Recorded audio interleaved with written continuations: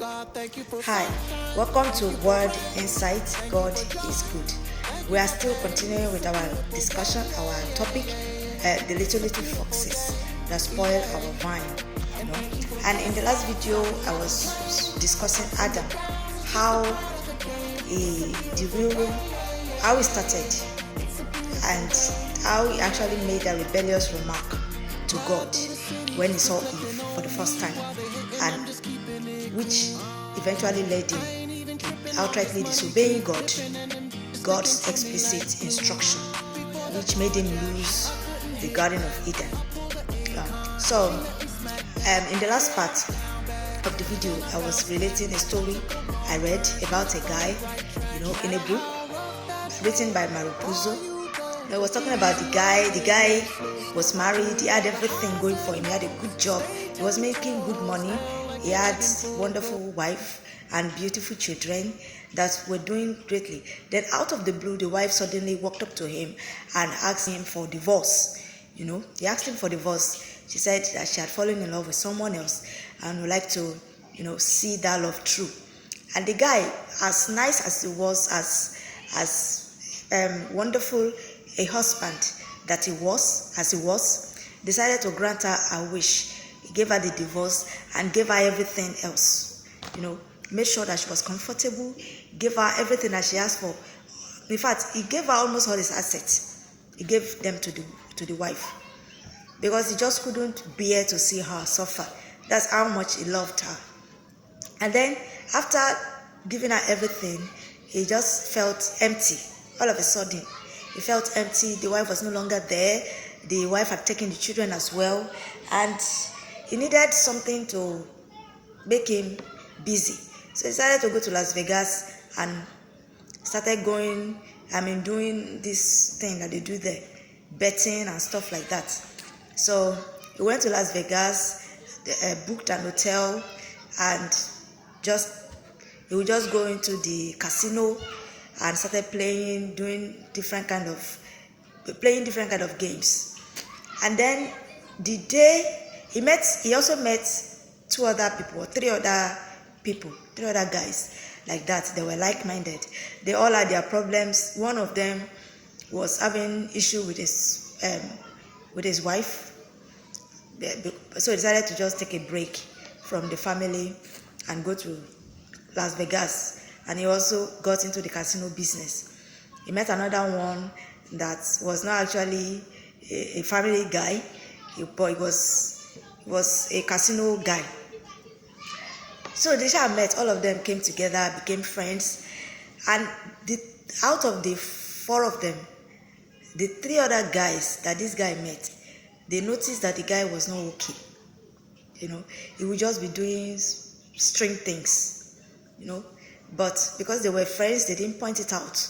They didn't really know much about him. He only told them that he had a wife, but he's divorced now, and that he had given everything to the wife. And the other guys were like, "Are you crazy?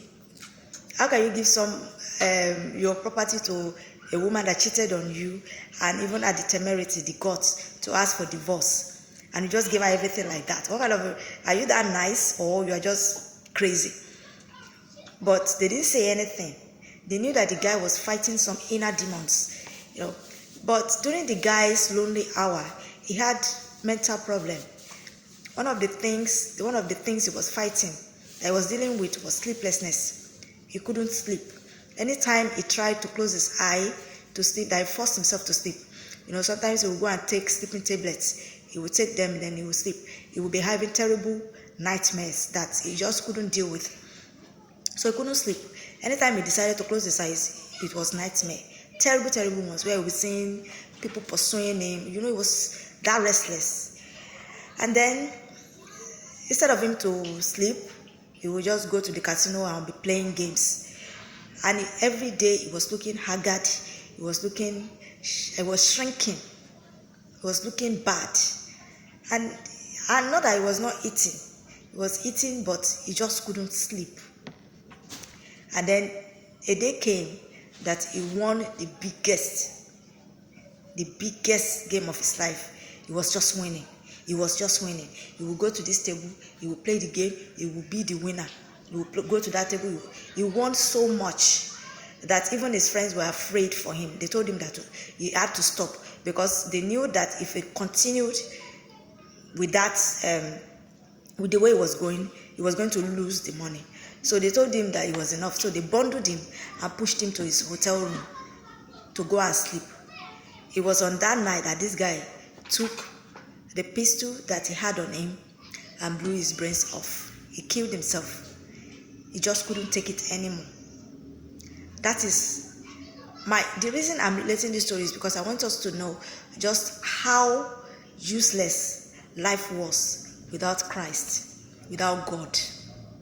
You know, he built his life around his wife and his family. And when the wife decided that she had had enough of him, she decided to divorce him. And as soon as the wife divorced him, he lost the plot totally. And he could not find himself anymore. He just started degenerating. He was not a bad person, but it's just that he did not have another purpose anymore. He didn't have any other purpose to live. You see, that's how erroneous that statement that Adam made in that verse, verse 24 of chapter 2 of the book of Genesis. That's how bad it was. When we lose God, we have lost the plot. Because God is the center of everything. Is the real deal. Is the one that gives life meaning. The one that gives life meaning is God. So I urge us, please, let's be careful with the way we reason, with the way we talk, and try to build a very solid relationship with God. If you are single and you have Christ, you have God, and you are praying to God for a partner, and you plan in your heart that when you have that partner, you are going to reduce your fellowship with God, I want you to have a rethink, because that's not the best. That should not be what you should be thinking about. Build your relationship around God. Let whatever it is that you're building, your marriage, your friendship, your whatever, your business, let God be the foundation of it. Because that's the only time that it would have meaning. Even when your wife, your spouse is moving mad, you know in your heart of hearts that God would never move mad on you. You still have somewhere to resort to, somebody to resort to, someone to have relationship with. Because let's be realistic, nothing in this life is ours. Nothing. The only thing you have in this life that you can hold on to is that fellowship, that time that you have with God. That's the only thing that makes meaning. You have a wife, it's not yours. You only have it for the time that you have her, or husband. You have a spouse, you only have them for the time that you have them. You have children, you only have them for the time that you have them. No matter how many children you have, they will get to a certain age that they will leave you to go and build their own family. You have a wife, you have a husband. Glory be to God. They can move mad on you anytime, and you will not even see it coming. And even if they don't move mad on you, and you eventually live up to a certain age, one of you will still leave each other. Because nobody is living this world alive. So please, God is the real foundation of everything. Let us walk closely with God.